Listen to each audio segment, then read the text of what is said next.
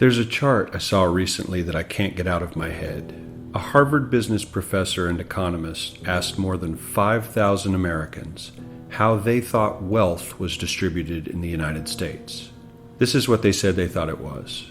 Dividing the country into 5 rough groups of the top, bottom, and middle 20% groups, they asked people how they thought the wealth in this country was divided. Then he asked them what they thought was the ideal distribution. And 92%, that's at least 9 out of 10 of them, said it should be more like this. In other words, more equitable than they think it is. Now that fact is telling, admittedly, the notion that most Americans know that the system is already skewed unfairly. But what's most interesting to me is the reality compared to our perception. The ideal is as far removed from our perception of reality as the actual distribution is from what we think exists in this country.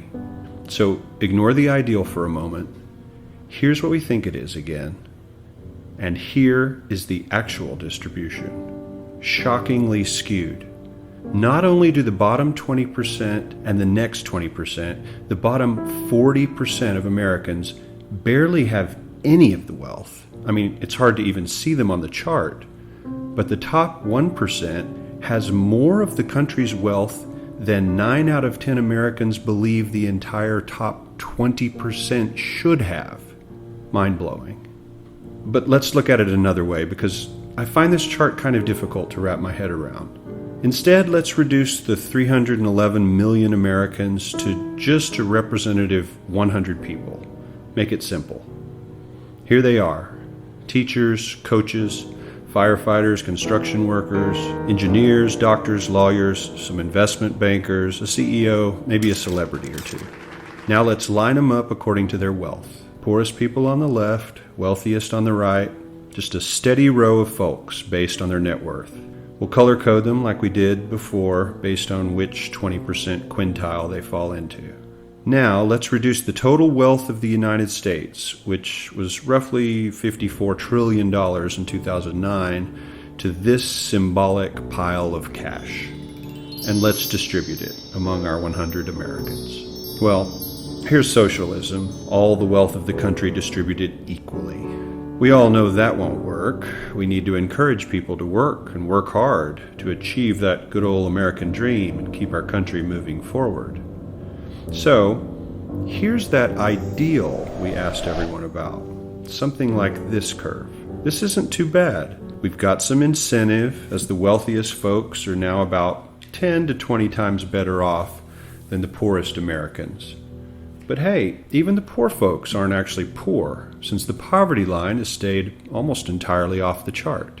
We have a super healthy middle class with a smooth transition into wealth. And yes, Republicans and Democrats alike chose this curve. 9 out of 10 people, 92%, said this was a nice, ideal distribution of America's wealth. But let's move on. This is what people think America's wealth distribution actually looks like. Not as equitable, clearly, but for me, even this still looks pretty great.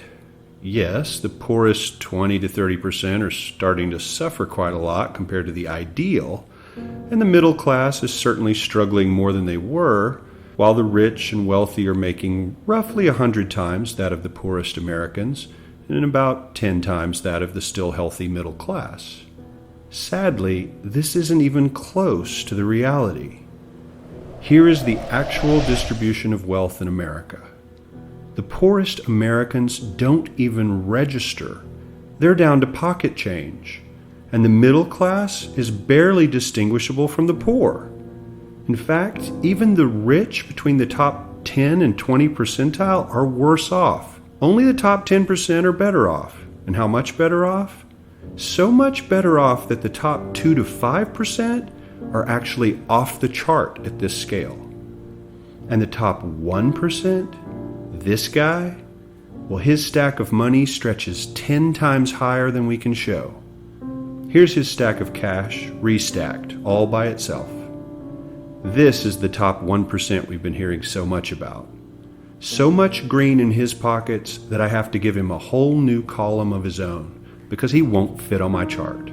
1% of America has 40% of all the nation's wealth. The bottom 80%, 8 out of every 10 people, or 80 out of these 100, only has 7% between them. And this has only gotten worse in the last 20 to 30 years. While the richest 1% take home almost a quarter of the national income today, in 1976, they took home only 9%, meaning their share of income has nearly tripled in the last 30 years.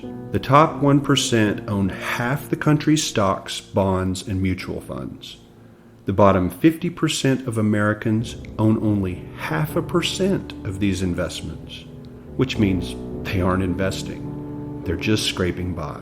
I'm sure many of these wealthy people have worked very hard for their money, but do you really believe that the CEO is working 380 times harder than his average employee? Not his lowest paid employee, not the janitor, but the average earner in his company. The average worker needs to work more than a month to earn what the CEO makes in 1 hour. We certainly don't have to go all the way to socialism to find something that is fair for hardworking Americans. We don't even have to achieve what most of us consider might be ideal. All we need to do is wake up and realize that the reality in this country is not at all what we think it is.